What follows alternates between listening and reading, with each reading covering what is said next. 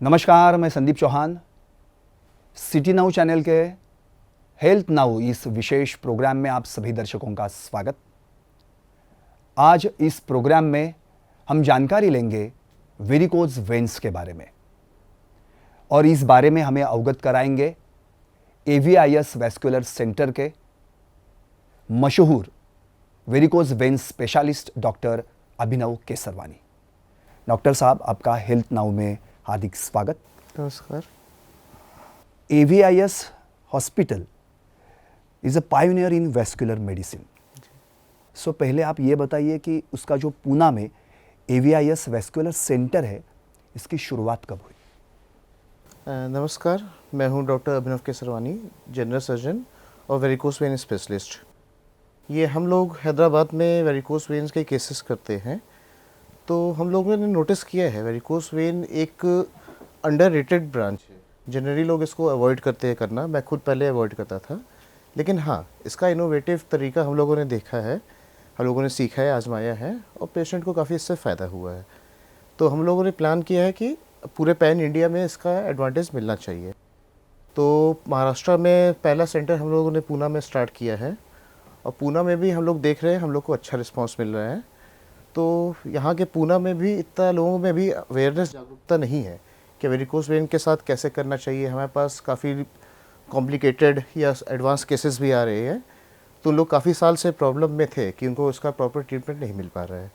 हाँ, अब हमारे पास आ रहे हैं, मरीज़ लोग का ट्रीटमेंट हो रहा है, खुश है, तो हम लोग को भी अच्छा लग रहा है। अभी हेल्थ नाउ प्रोग्राम सभी दर्शक देख रहे हैं और वो पहले ये जानना चाहेंगे कि ये वेरिकोज वेन्स यानी ये नसें क्या होती है, वे कैसी होती है और ये जो बीमारी है, डिसीज़ है, ये कैसे फैलता है, क्या होता है इसके बारे में? एक्चुअली वेरिकोस वेन्स जो होते हैं यानी सिरा, वेन्स का क्या काम होता है, हमारे शरीर से रक्त को दिल की तरफ लेके जाता है। तो पाँव में ऐसे दो मोटे वेन्स होते हैं, एक होता है डीप, एक होता है सुपरफिशियल। नॉर्मली ब्लड पाँव से ऊपर दिल की तरफ जाता है वेन्स के थ्रू। अब ये ब्लड वापस नीचे ना लौट के आए, तो वेन्स का एक कैरेक्टर होता है, वेन्स के अंदर वॉल्व होते हैं जो कि ब्लड को ऊपर जाने देगा लेकिन नीचे आने से रोकता है। जब ये वॉल्व सही से काम नहीं करता है तब ब्लड रिफ्लक्स होके सुपरफिशियल वेन्स होता है, उसमें आके इकट्ठा होने लगता है, जिससे कि वेन्स के अंदर का प्रेशर बढ़ जाता है और वेन्स मोटी हो जाती है। अब इस मोटी वेन्स को वेरिकोस वेन बोलते हैं। अच्छा, अब ये वेरिकोस वेन्स क्यों होता है? ये वॉल्व खराब हो जाता है इसलिए होता है। वॉल्व क्यों खराब होता है, इसका कोई स्पेसिफिक कारण नहीं है। This is one of the genetic region. ये कुछ पर्टिकुलर ग्रुप्स ऑफ पेशेंट में ज़्यादा पाए जाते हैं, जैसे कि कोई ओवरवेट है, कोई डायबिटिक हाइपरटेंसिव है, या जो ज़्यादा देर बैठे रहते हैं, ज़्यादा देर खड़े रहते हैं, ऐसे पर्टिकुलर ग्रुप्स ऑफ पेशेंट्स में ये बीमारी ज़्यादा पाई जाती है। लेकिन सिर्फ ऐसे में ही ये बीमारी हो गई, ऐसा कोई कारण नहीं है ये चीज़। अच्छा, यानी सामान्य लोगों को भी ये बीमारी हो सकती है। इसका निदान और उपचार कैसे किया जाता है? निदान एक्चुअली वेरिकोस वेन में हम लोग स्टेजेस होते हैं, इसके टोटल 6 स्टेज होते हैं। CEAP क्लासिफिकेशन के हिसाब से 6 स्टेज होते हैं। तो इसके जब हम लोग सेकेंड स्टेज ऑनवर्ड जो पेशेंट रहते हैं उनको हम लोग सर्जिकल मैनेजमेंट एडवाइस करते हैं। पहले फर्स्ट और सेकेंड स्टेज वाले पेशेंट्स को हम लोग कंजर्वेटिव मैनेज करते हैं। कंजर्वेटिव बोले कि फिर उनको हम लोग लाइफस्टाइल मॉडिफिकेशंस का एडवाइस करते हैं, उनको जो पाँव में स्टॉकिंग्स का एडवाइस करते हैं। तो ऐसे कंजर्वेटिव मैनेज करते हैं हम लोग फर्स्ट और सेकेंड स्टेज में, और थर्ड स्टेज ऑनवर्ड फिर सर्जिकल एडवाइस करते हैं। तो इसका जो उपचार है यानी जो टेक्निक है वो शायद स्टॉकिंग्स के साथ या फिर अन्य तरीकों के साथ किया जाता है, क्या इसके कौन से तरीके हैं? वेरिकोस वेन का हम लोग जो स्टॉकिंग्स प्रोवाइड करते हैं, वो स्टॉकिंग से क्या रहता है कि पाँव में कंप्रेशन वो क्रिएट करता है, जिससे कि ब्लड सर्कुलेशन मेंटेन रहता है। तो उससे क्या रहता है कि पाँव में जो ब्लड पूलिंग होती है, इंसान ज़्यादा देर खड़ा है या बैठा है तो वो पूलिंग को प्रिवेंट करेगा। जनरली हम लोग जो स्टॉकिंग्स एडवाइस करते हैं, पेशेंट को एडवाइस करते हैं कि आप दिन भर कोई भी एक्टिविटी कर रहे हैं, स्टॉकिंग्स पहनिए, रात को सोते समय रिमूव कर सकते हैं। या फिर आप ओवरवेट है तो अपना वेट रिड्यूस करिए, या फिर आप ज़्यादा देर प्रोलॉन्ग सिटिंग है या ज़्यादा देर बैठे रहते हैं, खड़े रहते हैं, तो आप थोड़ी थोड़ी देर में फिरते रहो, या रात को सोते समय आप पाँव थोड़ा ऊंचा करके सोए। ये कंजर्वेटिव मैनेजमेंट होता है। ये वेरिकोज वेन्स है जो उसमें पहले एक नर्व रिमूवल मेथड पाई जाती थी, क्या अभी वही टेक्निक चल रही है? नर्व रिमूवल नहीं, एक्चुअली वो वेन रिमूवल टेक्निक होती है। क्या होता है, ये ओपन सर्जरी में आती है। जो ये जो भी इनोवेटिव अभी लेज़र अभी तो आया है कुछ साल पहले, उससे पहले क्या होता था ओपन सर्जरी वेरिकोस वेन में, कि वेरिकोस वेन का जो रूट होता था पाँव में, वहाँ पे कई जगह मल्टीपल कट्स लगाते थे, इंसिजन्स लेते थे और वेन को रिमूव करके स्टिच लगा देते थे। लेकिन ये ओपन प्रोसीजर में क्या प्रॉब्लम होता था कि ऑपरेशन के बाद पेशेंट को पेन ज़्यादा होता था, स्वेलिंग ज़्यादा होता था, इन्फेक्शन के चांसेस ज़्यादा होते थे, कई दिन तक हॉस्पिटल में स्टे करना पड़ता था और एक्सपेंसिव भी होता था। पेशेंट को काफ़ी प्रॉब्लम होती थी, इतने दिन तक हॉस्पिटल में स्टे नहीं कर पा रहे, और प्रॉब्लम इन्फेक्शन के बहुत ज़्यादा होते थे। ये था पहले का तरीका। अच्छा, तो अभी थोड़ा इम्प्रोवाइजेशन भी हुआ है, लेज़र सर्जरी और लेज़र एब्रेशन भी हो जाता है, लेकिन this technique is different from open surgery और नॉट? देखा जाए तो एंड रिजल्ट सेम है कि वेन ओपन सर्जरी में वेन को रिमूव करते थे, ये लेज़र सर्जरी में हम लोग वेन को वहीं पे एब्लेट कर दे रहे हैं। वेन डिफरेंस ये जाता है कि इसमें कट लगाने की ज़रूरत नहीं पड़ती। लेज़र सर्जरी का मैं बताऊंगा एडवांटेज क्या है। इसमें कोई कट नहीं आएगा, कोई स्टिच नहीं आएगा, पोस्ट ऑफ पेन बहुत कम रहता है, स्वेलिंग कम आती है, ड्यूरेशन ऑफ हॉस्पिटल स्टे कम हो जाता है और इन्फेक्शन के चांसेस बहुत कम रहते हैं। यानी ओपन सर्जरी से बहुत बढ़िया है। बहुत बढ़िया है, पेशेंट के लिए भी फ्रेंडली है ये कि पेशेंट को एक दिन में डिस्चार्ज मिल जाता है, नहीं तो ओपन में कई दिन तक रहना पड़ता था। आउटकम भी बेटर है उससे, कि उसमें इन्फेक्शन चांस ज़्यादा थे, पेन ज़्यादा होते थे, वो सब कॉम्प्लिकेशंस इसमें एकदम नेग्लिजिबल है। सपोज पेशेंट ने लेजर सर्जरी की है और उनको अब घर जाने हैं, और घर जाने के बाद कुछ सावधानियां भी बरतनी पड़ती है। हम लोग जैसे मैक्सिमम पेशेंट्स पे जैसे कि हम लोग आज प्रोसीजर करते हैं, मैक्सिमम हाफ एन आवर या 1 आवर के अंदर प्रोसीजर हो जाता है। फिर उसके बाद हम लोग पेशेंट को स्पेशल बैंडेज बांधते हैं। फिर जनरली 1 वीक या 10 डेज़ पे हम लोग पेशेंट को फॉलोअप के लिए बुलाते हैं। लेकिन बैंडेज के साथ पेशेंट को बेड रेस्ट एडवाइस उतना नहीं करते। आप डेली एक्टिविटी का आप काम कर सकते हैं, घर के अंदर आप चल फिर सकते हैं, सेम डे आप वॉकिंग स्टार्ट कर देते हैं ऑपरेशन के। आप खुद से वॉक करिए, खुद से वॉशरूम जाइए, वॉक कर सकते हैं। बस कुछ चीज़ें हम लोग अवॉइड करते हैं पेशेंट को, जैसे कि आप स्टेयर्स ना चढ़े। स्टेयर्स चढ़ने से क्या होता है कि बैंडेज लूज हो जाएगा तो उसका इफेक्टिवनेस कम हो जाएगा। या आप ड्राइविंग नहीं कर सकते, ड्राइविंग करेंगे तो भी एंकल मूवमेंट आएगा तो इफेक्टिवनेस कम हो जाएगा। ये सब जनरली हैवी वेट लिफ्टिंग के लिए अवॉइड करते हैं, मतलब कि स्ट्रेनर्स ज़्यादा वर्क ना करें, बस डेली रूटीन एक्टिविटीज़ कर सकते हैं। जैसे बोला जाता है आम तरीके से कि अगर मोटापा बढ़ जाए तो वेरिकोस वेन्स भी उसकी बीमारी हो सकती है। क्या it is related to obesity? Obesity से रिलेटेड है ये डेफिनेटली। ओबेसिटी में क्या होता है, आपका वेट लोड इतना ज़्यादा आता है, मतलब कि जनरली ये नहीं बोलेंगे obesity is the cause of varicose when, but obese patients में मैक्सिमम पाए जाते हैं varicose when. One of the cause, मतलब कि लीडिंग कॉज है ये। समझो अगर मुझे वेरिकोस वेन्स का प्रॉब्लम है तो मैं कैसे स्वयं जांच कर सकता हूँ? मुझे कैसे मालूम हो सकता है? यानी डॉक्टर के पास जाने से पहले मरीज कैसा समझ सकता है कि मुझे वेरिकोस वेन है? वेरिकोस वेन के जनरली कॉमन सिम्टम्स क्या होते हैं? लेग में उसको भारीपन महसूस होता है, पाँव में सूज आती है, या पाँव में जो सिरा मोटे मोटे पाँव में दिखाई देते हैं, गुच्छे की तरह वो दिखाई देते हैं, या पाँव में काला पड़ना पाँव का। आमतौर में लोगों को मालूम नहीं होता कि पाँव काला पड़ रहा है, वो लोग चर्म रोग स्पेशलिस्ट के पास means these are the symptoms of varicose veins. हाँ, वेरिकोस वेन के सिम्टम्स है ये। इसमें क्या होता है कि पाँव काला पड़ने लगता है तो लोग स्किन चर्म रोग के स्पेशलिस्ट के पास जाते हैं, वहाँ पे कई साल ट्रीटमेंट कराते हैं, लेकिन कोई एडवांटेज नहीं रहता है। तो वेरिकोस वेन का ये मैक्सिमम लोग को पता नहीं है, पाँव काला पड़ना भी एक वेरिकोस का एक सिम्टम होता है। पाँव दुख रहा है, पाँव में भारीपन है, पाँव में सूजन है, ये सब वेरिकोस के सिम्टम्स हैं। अच्छा, और बहुत जानकारी हम डॉक्टर अभिनव केशरवानी जी से लेते रहेंगे, लेकिन एक छोटे से ब्रेक के बाद। Did you know? Delay or lack of treatment for varicose veins can lead to chronic venous insufficiency, active venous ulcers and blood clots in the deep veins. These blood clots can break free and travel to other parts of the body. Painless and minimally invasive treatment for varicose veins is now possible. Get treated in less than 30 minutes and go home the same day at India's only comprehensive hospital for varicose veins. Book your consultation for a free color Doppler scan at AV's Vascular Center today. City Now channel के Health Now इस विशेष programme में आपका फिर एक से स्वागत। और आप जैसे सुन रहे हैं डॉक्टर अभिनव केशरवानी जी से कि कैसे वेरिकोज वेन्स बीमारी होती है, उस पर क्या निदान है और क्या उपचार किए जा सकते हैं। ओपन सर्जरी से लेज़र सर्जरी और लेज़र एब्लेशन सबसे बहुत बढ़िया तरीका है। पेशेंट या फिर मरीज़ सिर्फ एक दिन में डिस्चार्ज लेके घर जा सकता है, लेकिन कुछ सावधानी भी बरतनी चाहिए। अब तक ये सब जानकारी हमने उनसे ली है और आगे भी हम कुछ सवाल उनसे करेंगे। केशरवानी, ब्रेक के बाद आपका फिर से स्वागत। जैसे पेशेंट को लेज़र सर्जरी करनी है या फिर ओपन सर्जरी करनी है या फिर उसको सर्जरी की आवश्यकता है या फिर yes this patient is required for surgery, या आप कैसे मान लेते हैं, क्या है उसका तरीका समझने के लिए? इसका तरीका मैंने आपको स्टार्टिंग में बताया था कि इसमें स्टेजेस होते हैं। तो टोटल CEP क्लासिफिकेशन में 6 स्टेज होते हैं। तो फर्स्ट स्टेज में क्या होता है कि लेग में छोटे वेन्स दिखाई देते हैं, उसको स्पाइडर्स वेन बोलते हैं। सेकेंड स्टेज में वही वेन मोटे होकर वेरिकोस वेन बन जाते हैं। थर्ड स्टेज में लेग में स्वेलिंग आने लगती है। फोर्थ स्टेज में फिर लेग का ब्लैकनिंग होने लगता है। फिफ्थ स्टेज में क्या होता है, लेग में अल्सर्स होते हैं लेकिन अल्सर्स हील्ड हो जाते हैं। और सिक्स और फाइनल स्टेज में क्या होता है, लेग में एक्टिव अल्सर्स रहते हैं, अल्सर्स बने रहते हैं।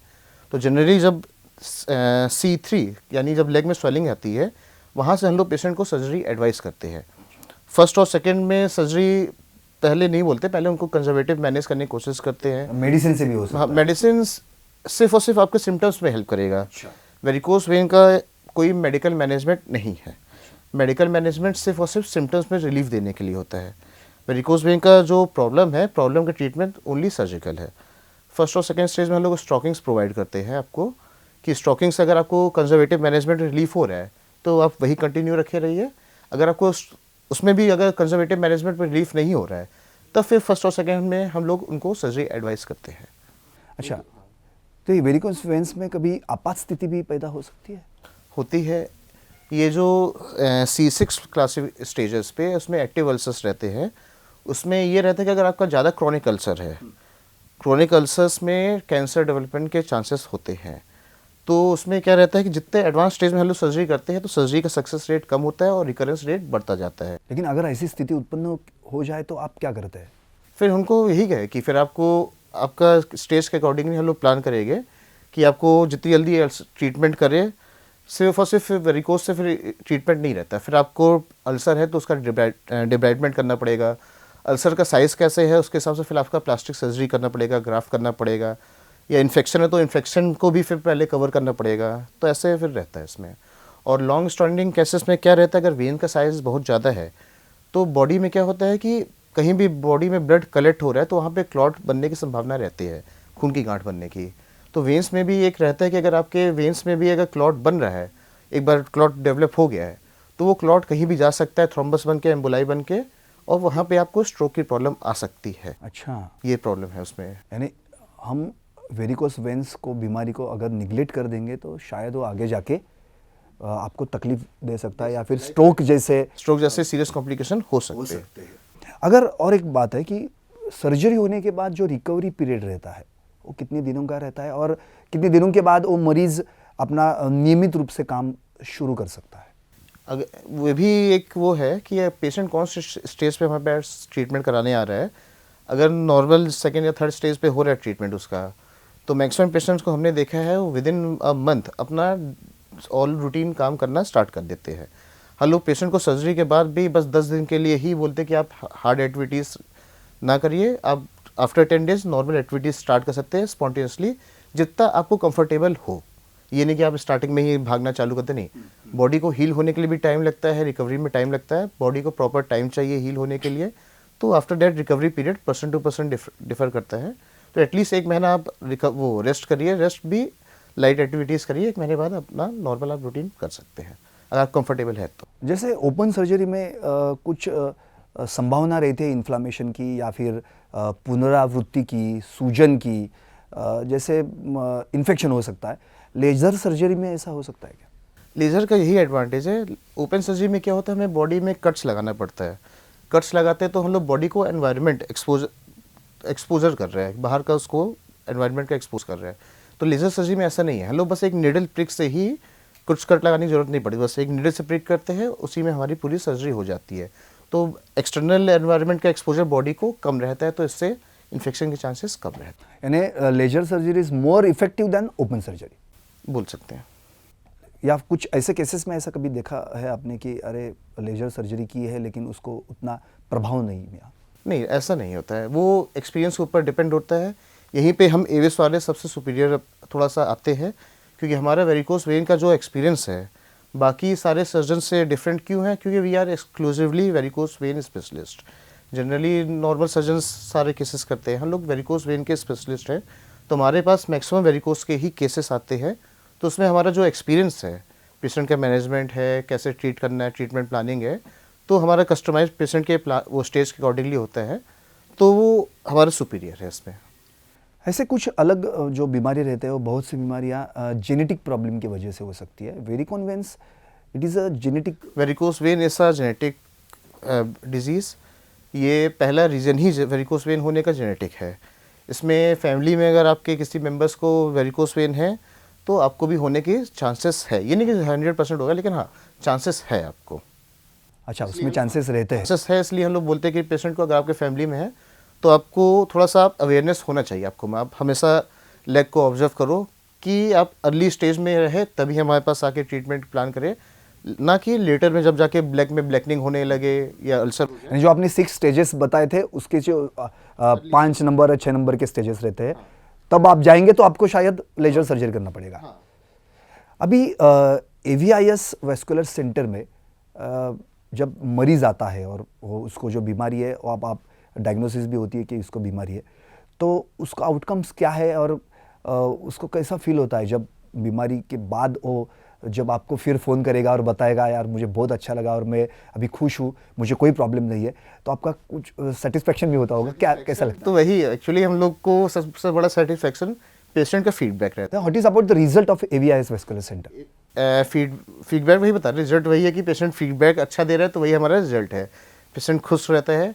Actually varicose when is a chronic disease. ये पुरानी लंबे से समय से बीमारी इंसान को रहती है, तो इंसान को पाँव में हैवीनेस, पेन की ऐसी हैबिट पड़ जाती है कि इंसान को वैसी लाइफस्टाइल बन जाती है। जब आफ्टर प्रोसीजर जब पेशेंट रिलीव होता है तब उसको रियलाइज़ होता है कि मैं कितने साल से स्ट्रगल कर रहा था, लेग में हैवीनेस लेके मैं इतने साल से स्ट्रगल कर रहा था, तो ऑपरेशन के बाद उसको रियलाइज़ होता है।